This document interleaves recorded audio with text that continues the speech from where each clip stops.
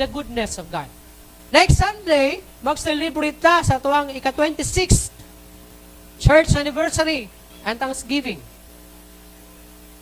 Kung saan ba nimo pag-celebrate? Some of you or most of you, wala man gyud nagsugod diri o naabtan diri og 26 na tuig na. Ha? Pero nag-start kini nga church is 26 years ago. O wala ako masayo, 26, 27. Kaya akong unahuna from 27 naman siguro kay kuan gon. Kanang 1997 man diri, di ba? Nag-start ang kuan diri, relocation. Di ba mag-relocate rin 1997. 98. So gi-relocate ang simbahan diri is 98. So, ila 26 o 26.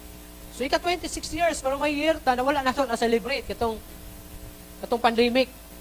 Wala ta naka-celebrate og isa ka tuig pero in all is 26. So nag-celebrate ta og ika 26 years karon na tuig o karon Domingo nato sa ulugan. Na unsa bay kahulugan? Unsa bay nganong gitawag man kining Thanksgiving? Na bay magpasalamat sa Ginoo nga gasubo? Na ba? Pag moingon tag Thanksgiving, pagpasalamat. So ang pinaka sentro sa pagpasalamat is tungod sa kamaayo sa Ginoo. Tama? The center of Thanksgiving is the goodness of God. Mo celebrate kita sa kamaayo sa Ginoo o mo celebrate kita diha sa pagpasalamat tungod sa kaayo sa Ginoo. Imagine mo 26 years.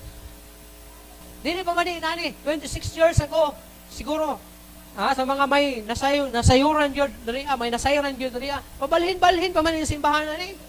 Di ba? Wala ni permanent address. NPA ni. No permanent address.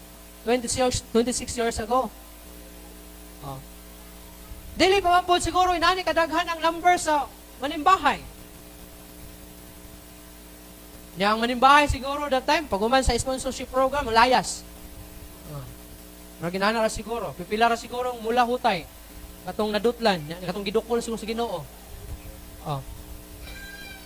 Pero naabot daw 26 years. May mga posibilidad pa unta na masira ni. Ma-close ni. Kaya rin, na baya unta nga mabiya gyud ani kay tay mo ra man ni oy, gamay ra man. Wala man og walay kula magsuporta. Masarap na nato sa Ginoo.